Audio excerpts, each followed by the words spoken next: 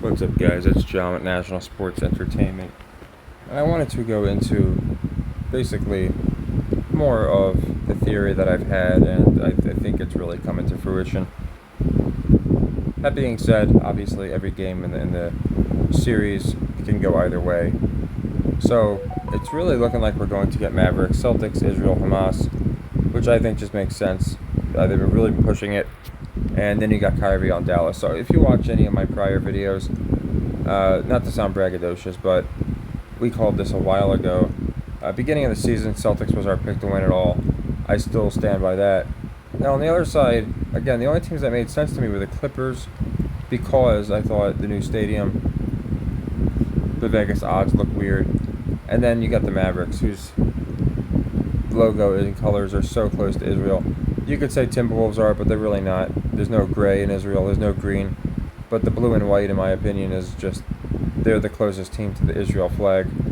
So I think that's what we're going to get. Now, even though we had the finals perfect, like certain games I don't get perfect, I actually thought the Wolves would make this 1-1. I thought they were going to win their last game. But this is the stuff I look for. So, not that I like to use the term lock, but what I consider just a very strong, solid play here. Timberwolves win. You're getting plus 115, maybe 120, depending on your book. My book was 120. And I just don't think with the Pacers going down 0-3, they're going to do the same to the Timberwolves. That would make for a very boring conference finals. I just don't see it happening. So, Wolves win here, in my opinion. And I got Edwards. I have him. So I did the player prop deal, and I think he's going to go off. I got him getting 35 points. You're looking at about plus 275 for that.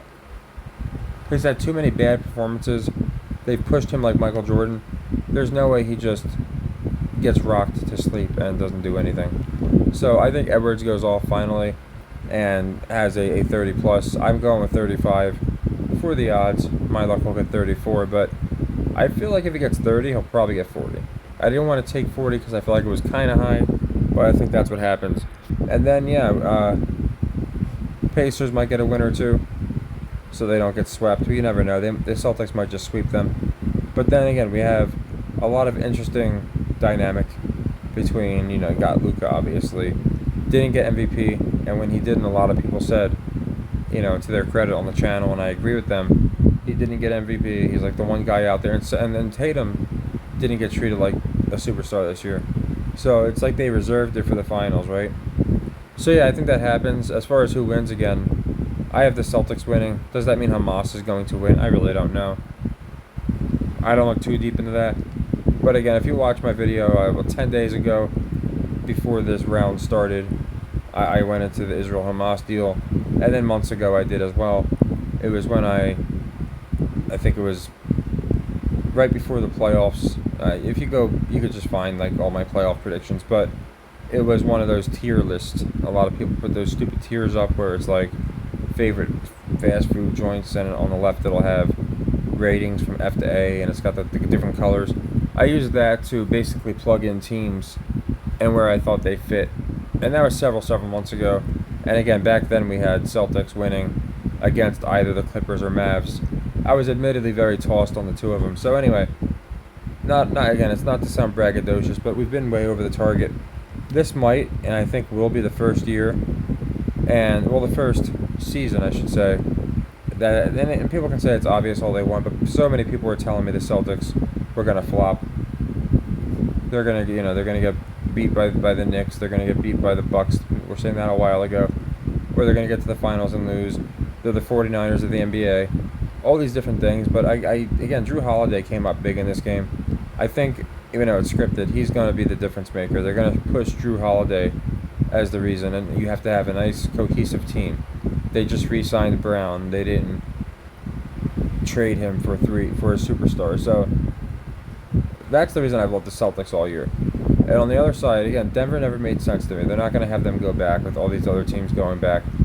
Lakers won the in-season tournament. Definitely wasn't going to be the Suns or Warriors. So we were able to narrow it all the way down. Wolves, Thunder seemed like red herrings. I think that's exactly what they were. Again, the Wolves could come back. I think they're going to win, like I said, technically today. But I don't think they're going to beat the Mavericks in the series. And we have, again, the Celtics and Tatum just not really being talked about. So, yeah, we had the Niners 2 years ago. They went obviously to the NFC Championship. We did pick the Super Bowl correct. Once we knew who it was going to be, we had the Chiefs beating the Eagles in the NBA Finals. Beginning of the year, we had Sixers Clippers last year. Obviously, it wound up being not close to that. It wound up being Heat Nuggets. We did have the Heat going to the finals, though, once the Sixers got eliminated, so not many people had that happening, them beating Boston. But again, we didn't get it done. Then I had the Heat winning once we knew who the finals was, and we missed that. And now this year, obviously, we missed the Niners. We had them winning the whole thing from the beginning of the year. I'd say to my credit and the people that also noticed it, we did have Chiefs-Niners back in Week 5. But again, at the end of the year, when they lined up, I did have the Niners winning that game, so we didn't get that one. This time, we had the Celtics winning from the beginning of the year, and it seems like we get closer and closer every season. It's pretty interesting. You know, we didn't get it quite last year, but we nailed the picks. And this year was Celtics versus Clippers, and if not them, Mavs. And we basically got exactly what it looked like. And if the Celtics win, it'll be the first time we called it and got it from the beginning of the year. So, again, not the craziest thing. They were the odds-on favorites, so I'm not acting like we picked the Browns to win the Super Bowl, but still, it'd be nice if they get it done. Anyone that did future bets at the beginning of the year, especially if you lined up them in Dallas and them in the Clippers, because those are the two teams that only made sense to me, you're probably looking at over plus 1,000 for exact matchups. So I know a couple people did well, and then obviously everyone has different reasons why they like different teams. But yeah, I'm just curious what you guys think about the Israel versus Hamas deal. I feel like it can't be a coincidence. I went into this before. It's not as if we have all these teams that fit the scheme, right? There's a very, very select teams. There's two teams that wear green and white. And the Bucks don't even really qualify. They're more green and black. So really one team. So less than 3% of the teams it's really one team that wears green and white. And then blue and white, again, you can kind of say the Thunder, but they wear orange, so I wouldn't count them. The Wolves are probably the closest besides the Mavs. So you're looking at maybe three teams. I mean, again, you can try and argue the Sixers or something, but they're really not. They are predominantly red and white. Depends on what jersey they're wearing. But the only ones that have that Israel, whatever kind of blue, that aquatic blue and the white is really the Mavs. So I just found that interesting a while back, and I remember people bringing up Ukraine and how the Rams won and the Warriors won and the Astros won, all with the Ukraine deal. Then we had red and white teams winning for a bit. We had Georgia winning. It was actually like a red, white, and blue combo because Georgia won, then UConn won, and obviously the Chiefs are red and white and they won twice. So a lot of color schemes that I'm noticing. It could amount to nothing. But yeah, I think I'm going to be very curious to see how they cover the war as the Celtics are playing. If we do get Celtics Mavs, I'll be curious if while these games are going on, if they go into things that are happening, like all of a sudden a bunch of false flags or something of that nature. I just think it would be interesting. So yeah, like I said, I'm curious what you guys think. Do you still think, obviously they're up 2-0, so it's, or 3-0 and 2-0, so it's a lot easier now to say, oh yeah, of course it's going to be them. But some people, they have their beliefs and they're not going to change. So let me know if you think the Wolves come back. Again, I have them winning Game 3, so it's not like I think they're going to get swept. But if the Wolves come back and maybe Anthony Edwards is getting the Michael Jordan treatment where now he just takes it personal, as they say, and goes nuts. And then for Tatum, I think most people see now what's going on with the Celtics. Just Tatum was quiet all year. Every other year they treat him like a megastar. This year they don't, and he's quietly putting up record playoff numbers. And I think that's what we have to look at. So yeah, I don't think they're going to do that to the Celtics again. It just makes sense in my opinion that they get it done. And again, you can let me know what you think that means for the war. Do you think that means if the Mavericks win, it benefits Israel? If the Celtics win, it benefits Hamas? Again, that stuff I don't really know too much about, but a lot of people that follow different channels and such will give me information and say, yeah, actually, I think this is going to mean that this happens and such. So we'll have to see with that. But yeah, like I said, it's not to sound like I told you so, but to get just a better understanding of my logic and reasoning. If you watched my very last video before this, like I said, it was before the round started.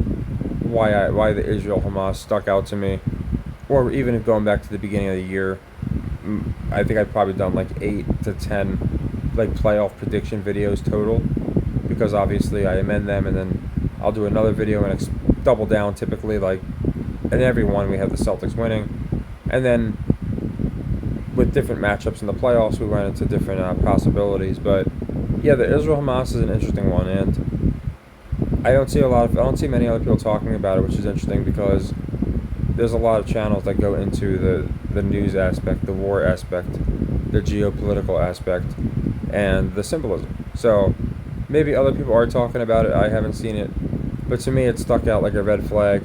Well, I guess like a blue flag and a green flag, but it still stuck out pretty abundantly obvious to me, just because again the color schemes are ones that you have to be very specific to get. It's not like you have a ton of teams that match just green and white and blue and white. So that was interesting, and I think that's what we're going to get. So Celtics win, in my opinion. I'll go into that. I picked up another job, and this one's like, it's better, but it's like an hour and a half drive each way. So between that, doing school, and just life, obviously, I haven't had time to do like daily uploads. I still do on my Patreon every day, basically just going into not basically, but literally going into the picks we did every day.